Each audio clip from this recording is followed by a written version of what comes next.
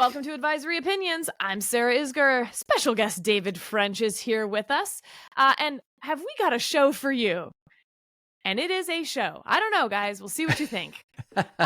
First up, we're going to talk some more law of war dealing with the pagers and booby traps and terrorism, and get David to weigh in on that. Next, we're talking to Sharif Girgis from Notre Dame Law School about originalism and its limits, and how the current justices on the court are grappling with the limits of originalism and what that looks like for each justice. And you know what'll be really fun, David? We finally get to talk about liquidation. Yes. Do you want to what is liquidation? Yeah. So this is a concept that goes back to James Madison, and I'll just read a couple of paragraphs from friend of the pod, Will Bode, that I think describe what liquidation is. And this term will be important for our discussion with Sharif. So here's Will.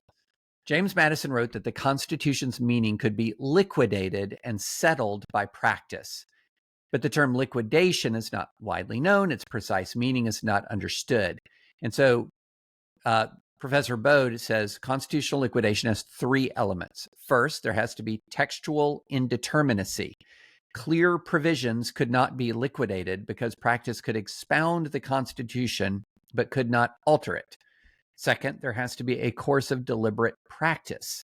This required repeated decisions that reflected constitutional reasoning. And third, that course of practice had to result in constitutional settlement.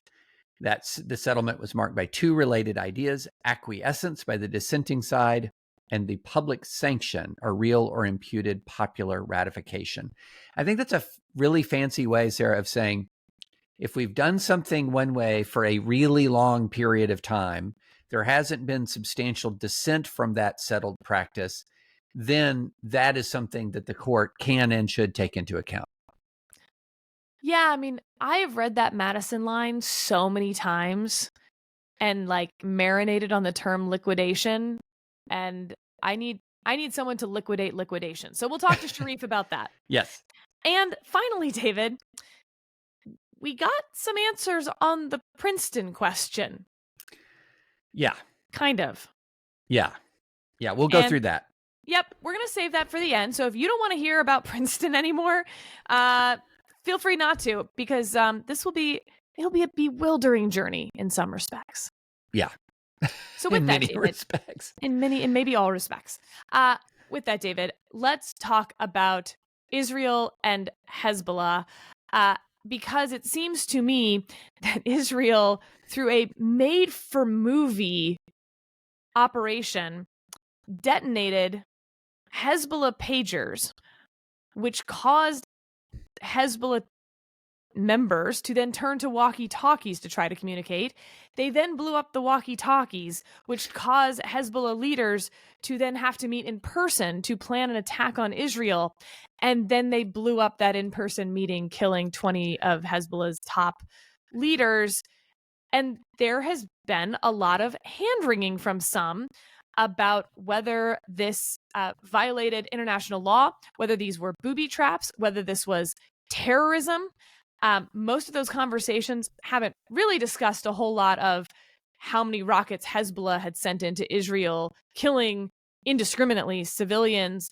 But I will say, while I find that important to people's motives, perhaps, when they don't mention that, two wrongs don't make a right. Just because Hezbollah is a terrorist organization violating the international laws of war doesn't mean that then Israel, just automatically gets to do it back type thing. So, David, what is okay here? What wouldn't be okay, etc.? Yeah. So the first thing you have to understand here is that this is a situation that is governed by, as a general matter, is governed by customary international law. There are some treaties that come into play, and these treaties have been the treaty obligations have been expounded in various legal documents, etc.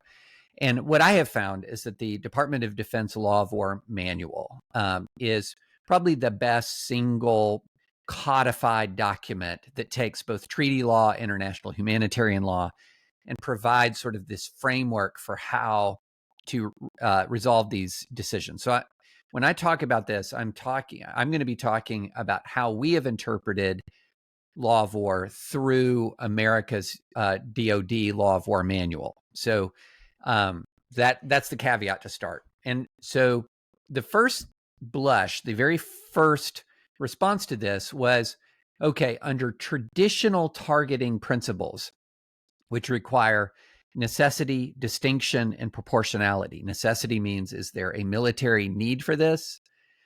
Distinction means, are you attacking only military targets? And proportional is, are you using no more force than is necessary to accomplish your legitimate military aim? This pager attack under that construct passes that basic test with flying colors.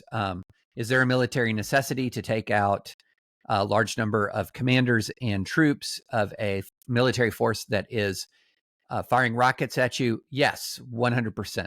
Was there distinction here?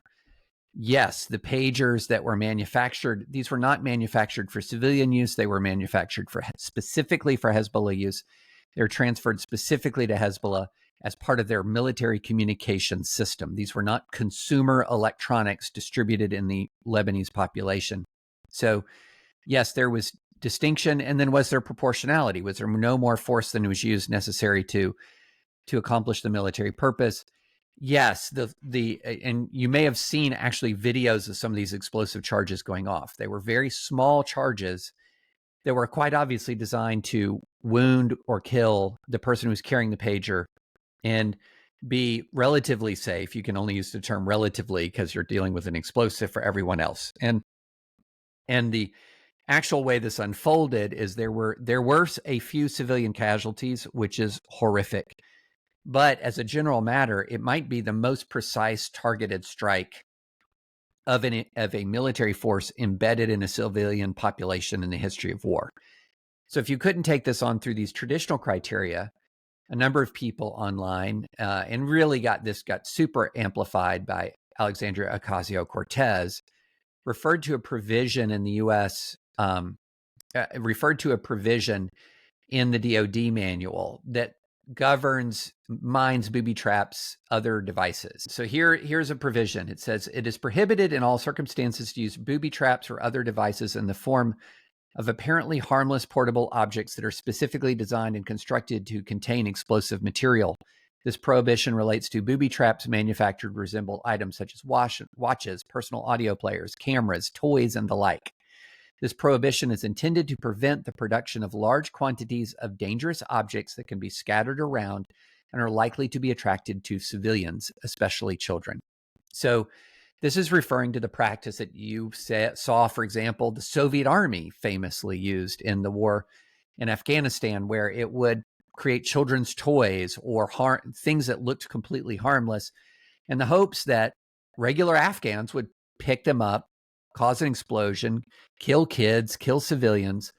And so the law of war implication here is really obvious. And it would apply, for example, if Israel just flooded a bunch of iPhones into a whole bunch of iPhones, say, into Lebanon that could have been used by anybody. That's clearly what the intention here for this prohibition is. Whereas this was very intentionally manufacturing an instrument for specific military use in response to specific Hezbollah concerns about the insecurity of their cell phone network. So these were not just consumer goods spread around.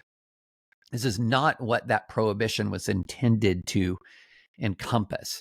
And so then if this is not covered by that the intended prohibition here, well, then what covers it? And then you go from there to another provision of the DoD manual that says the use of mines, booby traps, and other devices is subject to the same rules and principles that govern the use of other weapons to conduct attacks.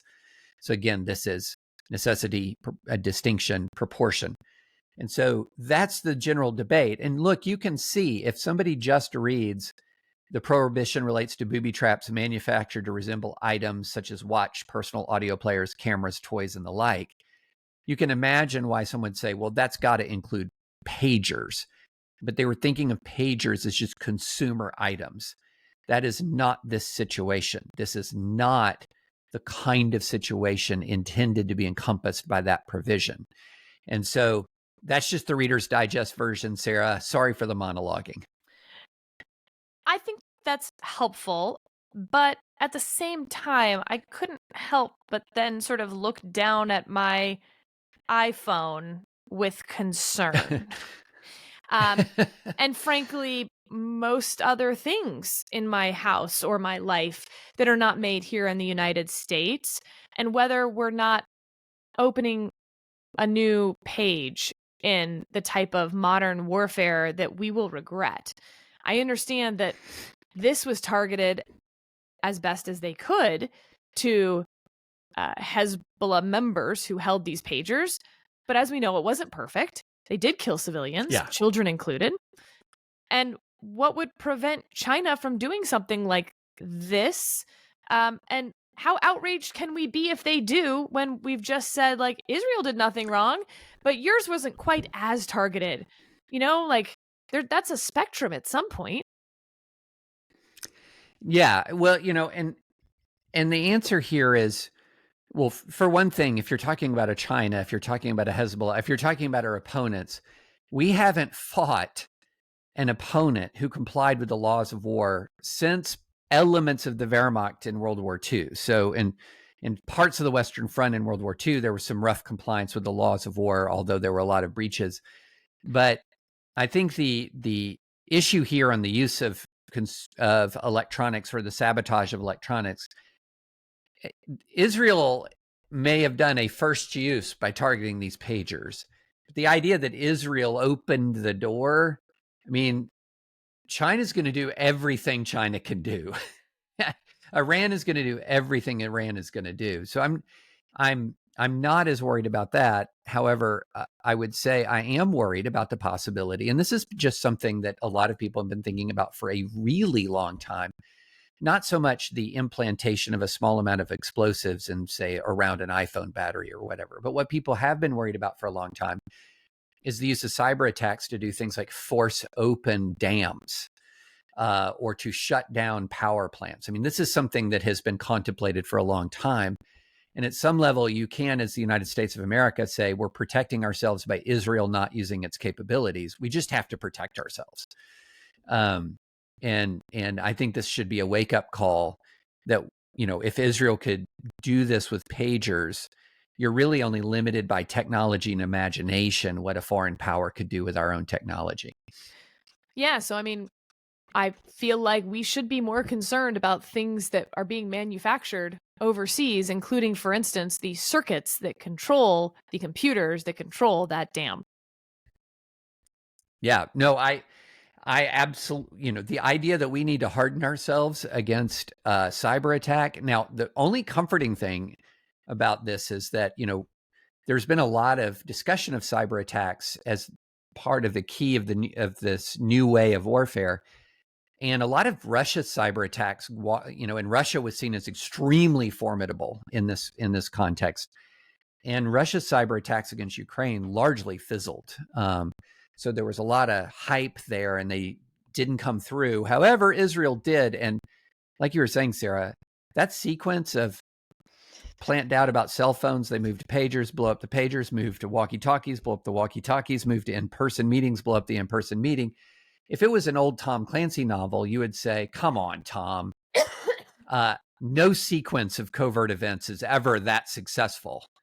But it is a pretty remarkable operation. You know what else to me makes it remarkable?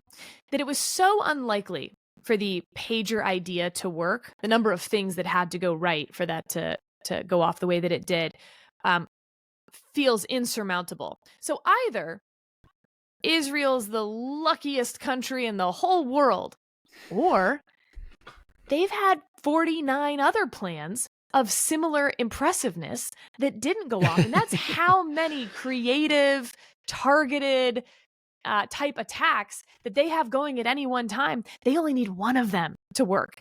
Yeah. And it's sort of, you know, some good math law there. If you try enough that are very unlikely, at some point the unlikely thing will happen. And that's what I'm guessing the pager attack was. And I can't wait for the movie. I think the only question is who's going to star in it. And But Yeah. if you think about, and this is what's so weird about human beings even and institutions, ever since 10/7, there have been some pretty extraordinary Israeli intelligence operations. Let's not forget the assassination in Tehran, in the heart of Tehran's diplomatic quarter, under some of the most secure, the best security Iran can provide. They killed Hamas's leader. And so they've been having string of success after success, but this is only after the most catastrophic possible failure on October 7th.